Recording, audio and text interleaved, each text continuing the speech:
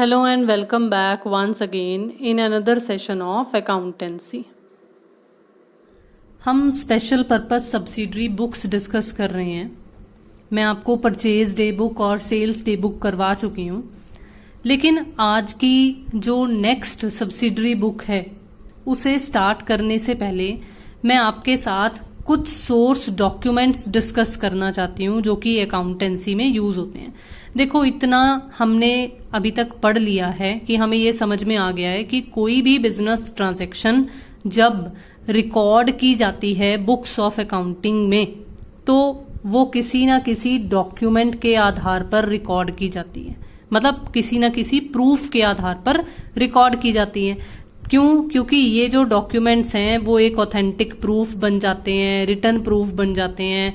आगे चलकर अगर कभी कोई डिस्प्यूट अराइज हो जाए, अगर कभी कोई कोर्ट केस हो जाए, तो ये सब डॉक्यूमेंट्स लीगल एविडेंस बनने का काम करते हैं. हमें टैक्स की असेसमेंट्स में, ऑडिटिंग के वक्त ये बहुत काम आते हैं. तो जो most commonly source documents use होते हैं उनमें से एक होता है कैश मीमो. ये क्या होता है? देखो, मैंने वैसे तो आपको एक एग्जाम्पल देकर समझाया था. जब हमने परचेज डे बुक समझी थी तो मैंने आपको क्या समझाया था कि मान लो आप किसी गारमेंट शॉप में खरीदने गए हो कपड़ा, तो आपको शॉपकीपर एक बिल काट कर देता होता है. वो मैंने आपको एक एग्जाम्पल की फॉर्म में समझाया था ना. लेकिन बिजनेस में हल्का सा फर्क है. अलग अलग नेचर की ट्रांजैक्शंस के लिए अलग अलग सोर्स डॉक्यूमेंट्स यूज किए जाते हैं. जैसे ये नाम से ही आपको पता चल रहा है कि कैश मीमो क्या है. जब भी कोई ट्रेडर, जब भी कोई सप्लायर, जब भी कोई बिजनेसमैन गुड्स को सेल करेगा कैश बेसिस पर, तो वो कैश मीमो देगा. और जब भी वो परचेज करेगा गुड्स कैश बेसिस पर, तो वो कैश मीमो रिसीव करेगा. समझ में आ गया? जब सेल कर रहा है तो वो कैश मीमो काट के दे रहा है. जब वो परचेज करेगा तो उसे कैश मीमो मिलेगा. अब ये कैश मीमो में होता क्या है? मतलब जितनी भी आपने गुड्स परचेज या सेल की हैं, कुछ नहीं, बस उनकी डिटेल्स इस मीमो में मेंशन होंगी. तो details regarding the items, quantity, rate and total price is mention in the cash memo. और कैश की जितनी भी ट्रांजेक्शन्स होती हैं वो कैश मीमो के आधार पर ही की जाती हैं. तो मुझे उम्मीद है कि ये मीनिंग समझ में आ गया. अब एक और सोर्स डॉक्यूमेंट डिस्कस करते हैं. देखो, ये वो वाला सोर्स डॉक्यूमेंट आपको बता रखा है जो जब हमने परचेज बुक डिस्कस की थी तब इसका नाम हमारे सामने आया था. देखो, when a trader sells goods on credit. अब हमने special purpose subsidiary books discuss की हैं, हमारा यही चैप्टर चल रहा है ना. तो इसमें हमने बेसिकली क्या नोट किया था कि जो ट्रांजैक्शंस कैश बुक में नहीं आएंगी क्योंकि वो कैश के नेचर की नहीं है, जो क्रेडिट के नेचर की हैं, उन्हें हमने स्पेशल पर्पस सब्सिडरी बुक्स में रिकॉर्ड करना है. तो यहां पर इसीलिए ये नाम जब हमने परचेज बुक डिस्कस की थी तब आया था. जब हमने सेल्स बुक्स डिस्कस की थी तब भी ये नाम हमारे पास आया था.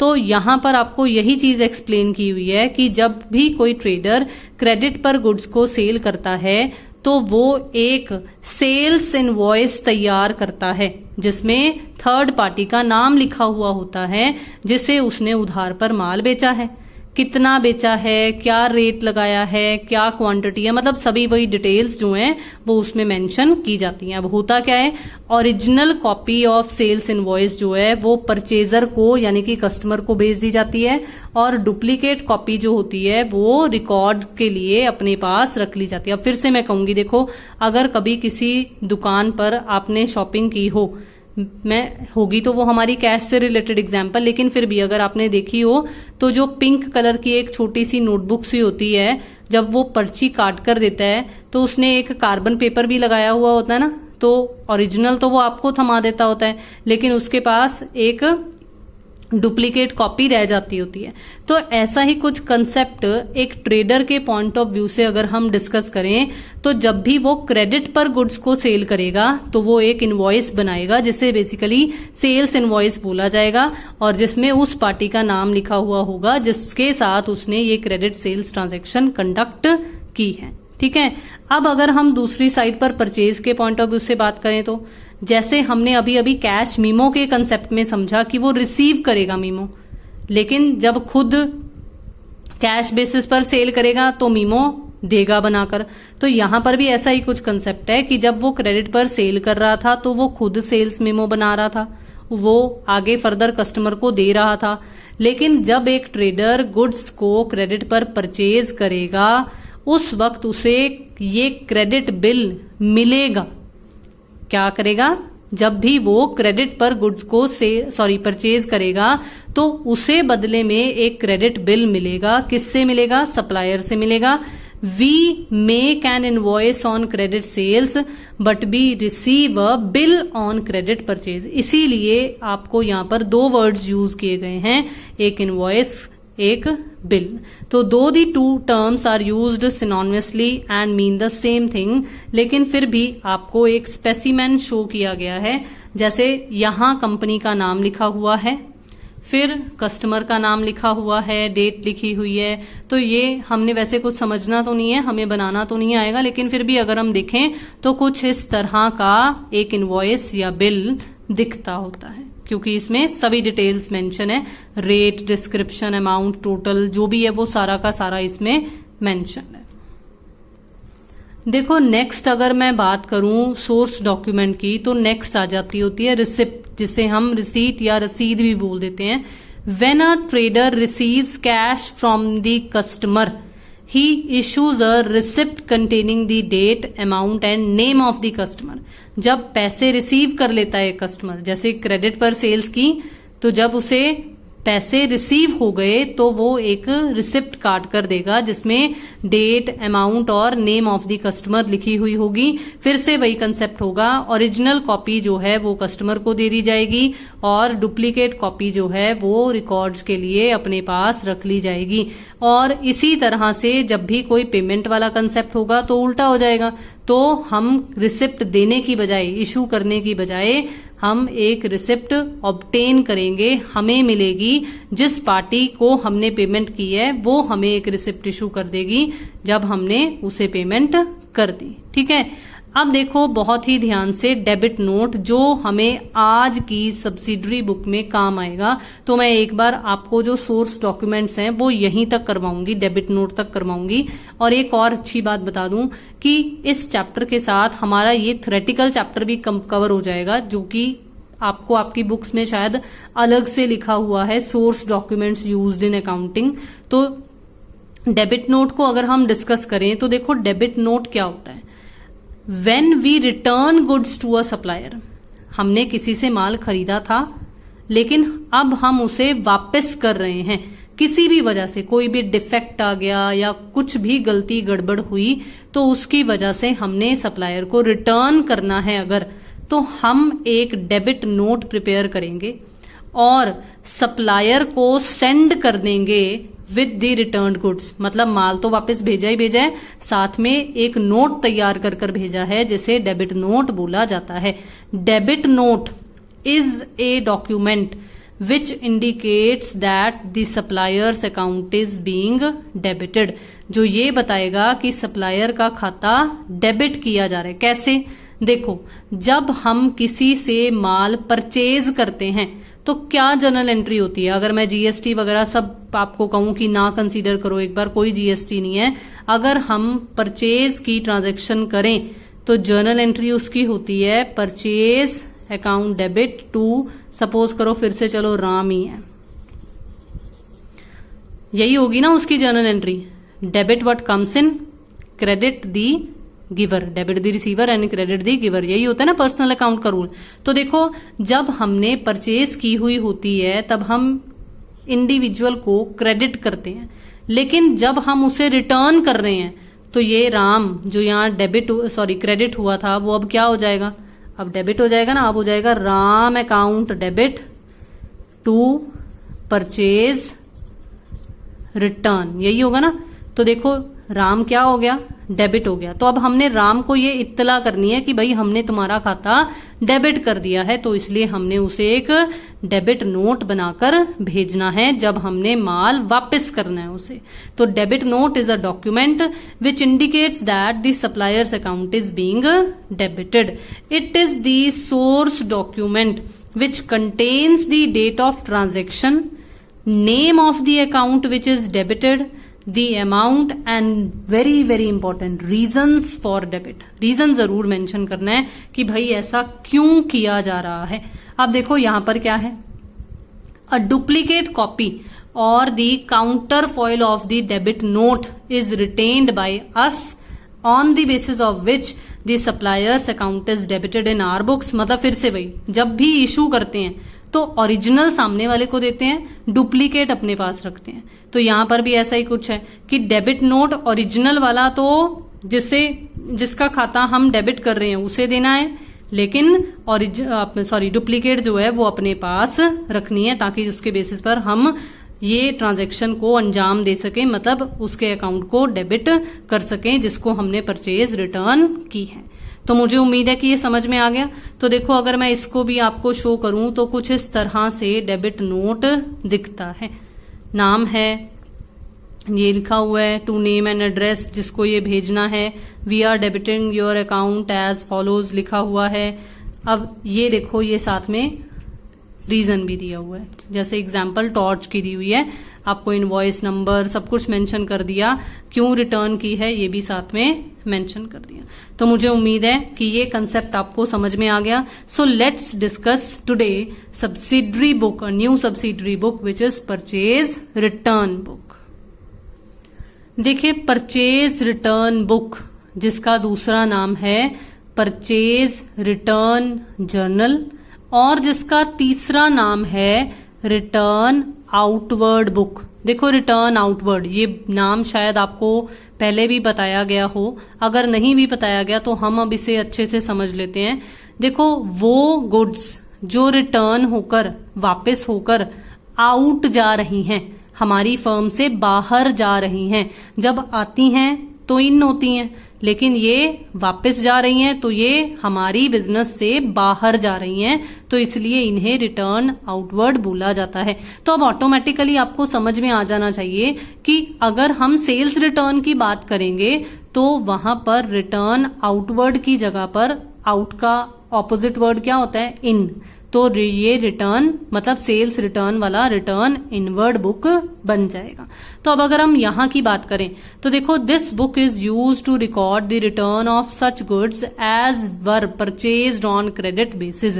ये जो परचेज रिटर्न बुक है ये इस तरह का रिकॉर्ड बनाने वाली बुक है जिसमें जिन गुड्स को हमने पहले क्रेडिट पर परचेज किया हो, उधार पर खरीदा हो, उन्हें जब हम वापस कर रहे हैं तो उसकी वापसी को रिकॉर्ड करने के लिए ये परचेज रिटर्न बुक तैयार की जाती है। इसका दूसरा नाम रिटर्न आउटवर्ड बुक भी होता है। अब देयर आर वेरियस रीजंस, बहुत सारी रीजंस हो सकते हैं, हमें इन रीजन से कुछ लेना देना नहीं है क्योंकि हमने हमारे न्यूमेरिकल क्वेश्चंस में ऐसा कुछ भी मेंशन नहीं करना है। लेकिन अगर हम थ्योरेटिकल पॉइंट ऑफ व्यू से इन्हें डिस्कस करें तो क्या हो सकता है रीजन रिटर्न करने का। अगर आप कोई प्रोडक्ट खरीदो तो आप किन किन रीजंस के बेसिस पर उसे वापस कर सकते हो कि जैसा सैंपल दिखाया था वैसा नहीं है। ऐसा ही होता है ना, बड़े बड़े बिजनेस जो खरीदते हैं वो सैंपल बेसिस पर ही खरीदते हैं ना, ये तो नहीं कि सारा का सारा माल ही पहले चेक करते हैं और फिर खरीदते हैं। अगर कपड़ा सप्लाई करने वाला कपड़ा सेलर जो है वो कपड़ा खरीदेगा तो वो एक ही स्टफ देख के कह देगा ना कि इतने बंडल्स भेज दो। तो यहां पर ऐसा ही कुछ कंसेप्ट है कि अगर गुड्स डिलीवर हुई हैं लेकिन वो सैंपल के अकॉर्डिंगली नहीं है तो गुड्स रिटर्न होंगी। जब गुड्स जो हैं जैसी ऑर्डर दी थी या जैसा क्वालिटी कहा गया था वैसे नहीं है, इन्फीरियर क्वालिटी की हैं, घटिया क्वालिटी की हैं, निम्न कोटि की हैं, तो वापस होंगी। बिल्कुल इसी तरीके से अगर गुड्स डिफेक्टिव हो गई हैं, डैमेज हो गई हैं ट्रांजिट में, आपने क्रॉकरी की कोई आइटम मंगवाई थी लेकिन जैसे वो ट्रांसपोर्टेशन के थ्रू आई तो टूट फूट गई, तो इसलिए वो डिफेक्टिव हो गई, डैमेज हो गई, तो वो वापस करोगे। बिल्कुल इसी तरीके से अगर प्राइस जो चार्ज किया गया है इनवॉइस में वो एक्सेस है ऑफ द एग्रीड प्राइस की, हमने तो और बात की थी कि हमने तो और प्राइस फिक्स किया था टेलीफोनिकली, लेकिन आपने तो और बिल बनाकर भेज दिया है, तो उस केस में अगर प्राइस चार्ज जो किया गया है वो एक्सेस होगा, मतलब फिर से वो धोखेधड़ी वाला कंसेप्ट अगर आ जाएगा तो गुड्स रिटर्न हो सकती हैं। बिल्कुल इसी तरीके से अगर टाइम पर डिलीवरी ना हुई तो भी कई बार गुड्स रिटर्न हो सकती हैं कि आपने भेजी नहीं थी, हमने किसी और से खरीद ली, तो अब हमने आपकी गुड्स क्या करनी है, इसे वापस ले जाओ। तो इसलिए वो भी परचेज रिटर्न के अंडर कंसीडर किया जाएगा।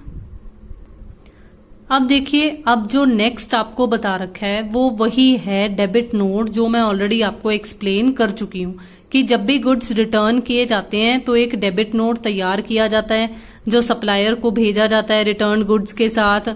उस डेबिट नोट में सारी की सारी डिटेल्स और रीजंस वगैरह भी सब मेंशन होते हैं। ओरिजिनल कॉपी भेज दी जाती है, डुप्लीकेट कॉपी रख ली जाती है, जिसके बेसिस पर जिस अकाउंट को हमने डेबिट करना है उस अकाउंट को डेबिट किया जा सकता है। ठीक है, अब देखो बहुत ही ध्यान से हम ये कंसेप्ट पढ़ेंगे क्योंकि ये हमें प्रैक्टिकली भी देखने को मिल सकता है।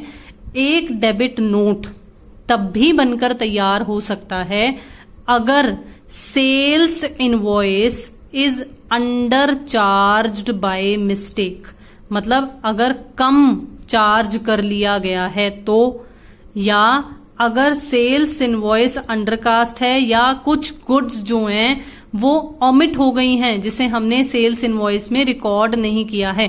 मतलब डेबिट नोट जो है वो सिर्फ और सिर्फ इस परचेज रिटर्न के कंसेप्ट में नहीं, जरूरत पड़ने पर अगर सेल्स इनवॉइस में किसी तरह की कोई गड़बड़ हुई है तो उसको सही करने के लिए भी यूज किया जा सकता है।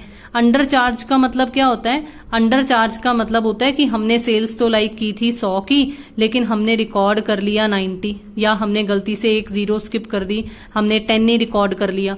तो उस केस में उसे सही करने के लिए एक डेबिट नोट का इस्तेमाल किया जा सकता है। क्योंकि डेबिट नोट का मतलब क्या है?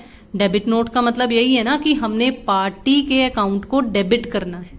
अगर मैंने सेल्स इनवॉइस में 100 की बजाय 10 से डेबिट किया है, सेल्स की एंट्री में क्या होता है? सेल्स की एंट्री, अगर मैंने राम को सेल्स की है तो मैं क्या एंट्री करूंगी?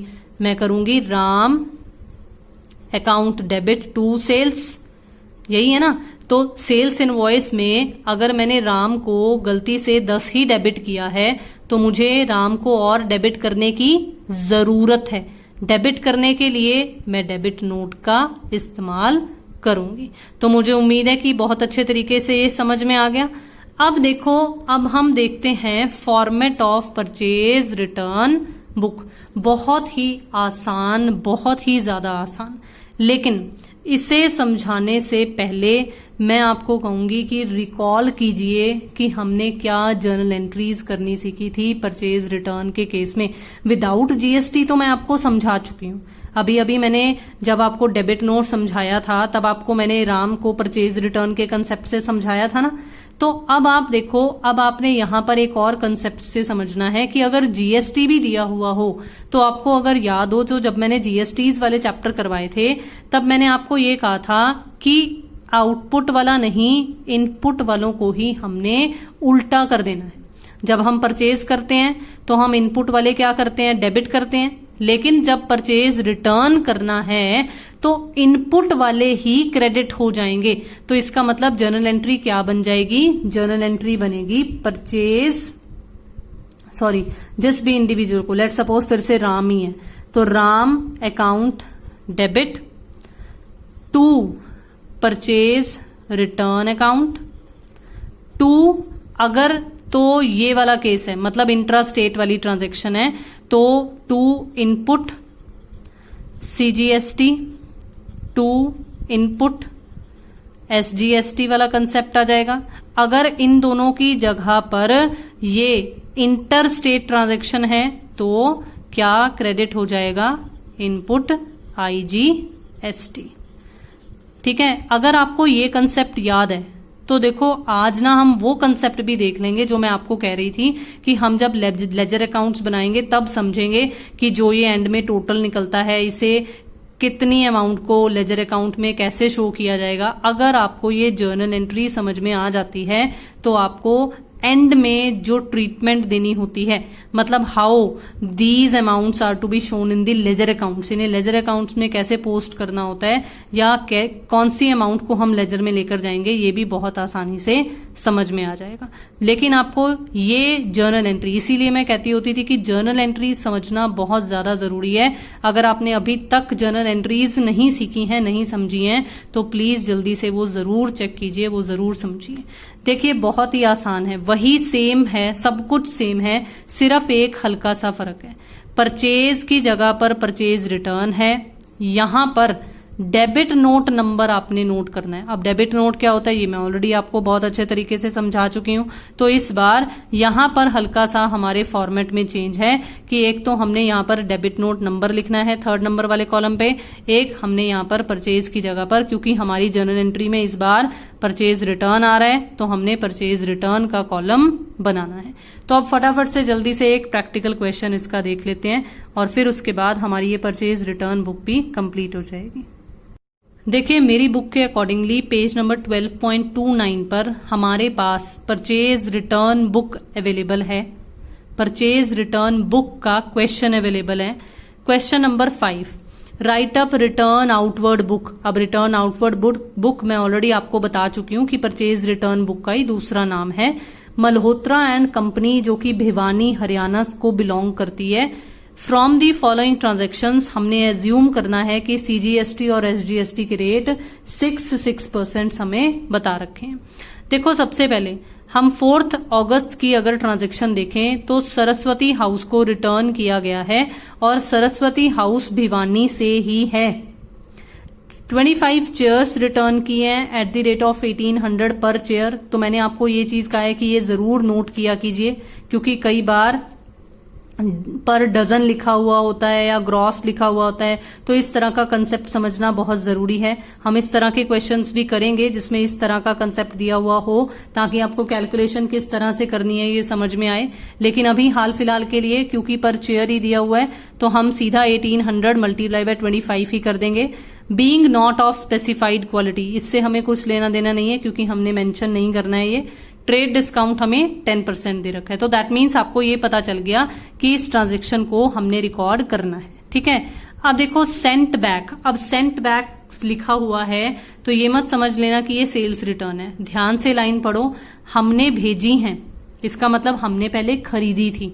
1 dining table to Navneet Enterprises Karnal Haryana. अब फिर से देखो स्टेट सेम है, करनाल को देखकर आईजीएसटी मत लगा देना, ये हरियाणा में ही कवर हो रहा है तो इसलिए ये सीजीएसटी और एसजीएसटी ही एग्जिस्टेंस में आएंगे इस केस में भी। फिर से एक पियानो पॉलिश नहीं था तो 10,000 रुपए का एक पियानो है। देन उसके बाद 20 chairs at the rate of 2000 each है, कोई ट्रेड डिस्काउंट कुछ भी नहीं है। बिल्कुल इसी तरीके से देखिए return to Yadav and company Patiala Punjab. अब ये इंटर स्टेट ट्रांजेक्शन बन गई, तो इस केस में जब हमने ये दोनों पर्टिकुलर्स को शो करना है तो आईजीएसटी एग्जिस्टेंस में आएगा। अब देखो ये वो कंसेप्ट, देखो एक अलाउंस क्लेम किया है नवनीत एंटरप्राइजेस से हमने लुधियाना पंजाब को जो बिलोंग करते थे, तो इसका मतलब आईजीएसटी एग्जिस्टेंस में आएगा। On account of mistake in the invoice ₹5,000 Navneet enterprises जो कि लुधियाना ब्रांच से थे, इनसे हमने एक अलाउंस क्लेम किया है। मतलब एक तरीके से हमने एक कटौती क्लेम की है कि 5,000 की एक मिस्टेक है। कटौती मतलब वही सेम कि परचेज रिटर्न के केस में जब इस यहाँ ऊपर बुक परचेज रिटर्न वाली दी हुई है, यहाँ अलाउंस क्लेम है, तो इसका मतलब ये परचेज रिटर्न से ही रिलेटेड है कि ये क्लेम किया गया कि 5,000 की गुड्स हमने उन्हें रिटर्न कर दी थी। तो हमने अब परचेज रिटर्न वाली में भी इसको रिकॉर्ड करना है। तो जल्दी से आंसर नोट कर लीजिए ताकि आप क्रॉस चेक कर सकें। और अब जल्दी से देखते हैं कि इसे किस तरह से लाइन अप कर सॉल्व किया जाएगा। देखिए परचेज रिटर्न बुक का ये क्वेश्चन नंबर 5, जिसका सॉल्यूशन जब हमने करना है तो ऊपर जरूर मेंशन करना है कि ये कौन सी बुक है और ये किसकी बुक्स में, और जगह भी साथ में मेंशन कर देनी है। तो ये मेंशन हो गया। देखो बहुत ही ध्यान से जो फॉर्मेट मैंने अभी अभी आपको शो किया था, मैंने बिल्कुल वही फॉर्मेट बनाया है परचेज वाली बुक के अकॉर्डिंगली वाला, बस परचेज की जगह पर परचेज रिटर्न लिख दिया गया है और यहां पर डेबिट नोट नंबर लिख दिया गया है। ठीक है, अब देखो बहुत ही ध्यान से, इनवॉइस नंबर की जगह पर डेबिट नोट नंबर लिख दिया गया है। देखो सबसे पहली ट्रांजैक्शन थी सरस्वती हाउस भिवानी से, तो मैंने लिख दिया, पर्टिकुलर्स में मेंशन किया 25 chairs at the rate of 1800 पर चेयर, 45,000 डिटेल में आ गया। ट्रेड डिस्काउंट लेस करने के बाद हमने सीजीएसटी और एसजीएसटी की ट्रीटमेंट देनी है और फिर से वही कंसेप्ट कि ये जो 40500 आया इसे परचेज रिटर्न में शो करना है बेसिक अमाउंट को, जो जीएसटीज की अमाउंट है वो जीएसटीज में जाएंगी और ये जो टोटल है वो यहां टोटल अमाउंट में आ जाएगा। नेक्स्ट ट्रांजैक्शन थी नवनीत एंटरप्राइजेस करनाल वाली, जिसे हमने फिर से पर्टिकुलर्स में लिखा और जो भी इनकी डिटेल्स थी वो भी मेंशन की कि एक डाइनिंग टेबल 10,000 रुपए का, 20 chairs at the rate of 2,000 पर चेयर। तो पर्टिकुलर्स में डिटेल्स में मल्टीप्लाई कर हमने टोटल अमाउंट लिखा। फिर से देखो इस बार इस क्वेश्चन में कोई डिस्काउंट नहीं था, लेकिन क्योंकि ये एक इंट्रा स्टेट ट्रांजैक्शन है तो जीएसटीज एग्जिस्टेंस में आए थे, 6% की कैलकुलेशन की और बिल्कुल उसी तरीके से ये परचेज रिटर्न में, ये रिस्पेक्टिव जीएसटीज में और ये टोटल अमाउंट में शो कर दिया जाएगा। नेक्स्ट देखो, नेक्स्ट हमारे पास था 20 अगस्त यादव एंड कंपनी पंजाब वाला। इसमें क्या है, फिर से वही जो चेयर्स दी हुई थी हमें मल्टीप्लाई बाय 1500 किया तो 30,000 डिटेल में, 2 dressing tables at the rate of 7500 each तो 15,000 डिटेल्स में, ऐड किया 45,000। अब क्योंकि ये पंजाब का है तो पटियाला पंजाब इंट्रा स्टेट आ गया तो 12% का आईजीएसटी। अब आईजीएसटी 12% कैसे आया वो मैं ऑलरेडी आपको अर्लियर वीडियोस में एक्सप्लेन कर चुकी हूं, जीएसटीज में भी एक्सप्लेन किया जा चुका है। तो 12% कैलकुलेट करेंगे 5400 आ जाएगा। फिर ये 45,000 परचेज रिटर्न में और ये इस बार आईजीएसटी वाला है तो आईजीएसटी वाले कॉलम में जाएगा और 50,400 टोटल वाले कॉलम में आ जाएगा। लास्ट ट्रांजैक्शन जो की थी अलाउंस क्लेम्ड वाली, तो उसमें क्या होगा 28 अगस्त और नाम लिख देंगे हम जो हमें बताया हुआ था क्वेश्चन में। आईजीएसटी आ जाएगा 12% का, उसमें ऐड हो जाएगा क्योंकि इंट्रा स्टेट की है ये अलाउंस, तो 5,000 में ऐड कर दिया हमने 12%। तो देखो फिर से ये जो 5,000 अमाउंट है ये बेसिक अमाउंट परचेज रिटर्न में चली जाएगी। देन 600 यहां हमारे पास आईजीएसटी में आ जाएगा और टोटल यहां 5600 में हमारे पास आ जाएगा। अब देखो, अब हमने लास्ट में क्या करना होता है कि जो क्लोजिंग डेट होती है हमने टोटल लिखना होता है पर्टिकुलर्स में और हर कॉलम का परचेज रिटर्न से लेकर डिटेल वाले तक के हर कॉलम का हमने टोटल कैलकुलेट कर देना है। अब आप देख सकते हो कि ये टोटल बिल्कुल वही है जो हमें हिंट में बताया हुआ था। अब देखो बहुत ही ध्यान से, जो मैंने आपको कहा था कि हम आज ये भी देखेंगे कि कितनी कितनी अमाउंट को हमने लेजर अकाउंट्स में लेकर जाना है और कैसे लेकर जाना है। तो अभी फिलहाल के लिए अगर हम समझें तो देखो परचेज रिटर्न वाला ये टोटल ये परचेज रिटर्न वाली लेजर अकाउंट में चला जाएगा और ये होगा कितना, ये इस अमाउंट से अगर आपने ध्यान दिया हो तो जब मैंने आपको जर्नल एंट्री अभी रिसेंटली शो की है तो उसमें मैंने परचेज रिटर्न को क्रेडिट किया था तो लेजर अकाउंट क्रेडिट कर दिया जाएगा। बिल्कुल इसी तरीके से मैंने आपको समझाया था कि इनपुट वालों का उल्टा कर देना है। जब पहले परचेज करते थे तो डेबिट करते थे, अब हमने क्या किया था, क्रेडिट किया था। तो ये भी क्रेडिट हो जाएगा, ये भी क्रेडिट हो जाएगा और ये भी क्रेडिट हो जाएगा क्योंकि तीनों इनपुट वाले हैं। ठीक है, अब बात आती है इसकी, इस डिटेल यानी कि टोटल अमाउंट की। अब देखो बहुत ही ध्यान से, इसमें हमने क्या बोला था कि एक डेबिट नोट तैयार होता है जब भी हम परचेज रिटर्न करते हैं। अब ये जो 157,360 है ये टोटल है, लेकिन इसमें किसको कितना डेबिट किया गया है ये मेंशन करना जरूरी है। तो इसलिए क्या होगा, 5600 तो नवनीत एंटरप्राइजेज लुधियाना वाले हैं, हम इनको अलग से डेबिट करेंगे। मतलब ये हर एक पार्टी के लिए जो भी हमने यहाँ पर्टिकुलर्स में नाम मेंशन किए थे तो हर इंडिविजुअल नेम के लिए ये डेबिट हो जाएगा। तो आप इसकी जर्नल एंट्री भी बनाकर देख सकते हो। जब आप जर्नल एंट्री बनाकर देखोगे तो देख लेना आपका डेबिट आपके इस क्रेडिट के बराबर ही आएगा। डुअल एंट्री एस्पेक्ट भी ये जरूर पूरा करेगा। लेकिन मैं फिर से एक बार रिपीट कर दूं कि जब हम लेजर अकाउंट्स कर लेंगे तब हम फिर से इन टोटल्स के कंसेप्ट को जरूर ध्यान से समझेंगे कि किस तरह से कितनी अमाउंट को लेजर अकाउंट्स में पोस्ट किया जाएगा। तो मुझे उम्मीद है कि आज का जो ये सेशन रहा ये आपको बेहद पसंद आया होगा और बहुत अच्छे तरीके से समझ भी आया होगा। Stay connected guys. अगर आपने अभी तक सब्सक्राइब नहीं किया है चैनल को तो जल्दी से सब्सक्राइब कीजिए, शेयर कीजिए वीडियोस को, लाइक कीजिए वीडियोस को, अपने व्यूज़ ज़रूर कमेंट बॉक्स में शेयर कीजिए। Thank you so much for watching and have a nice day.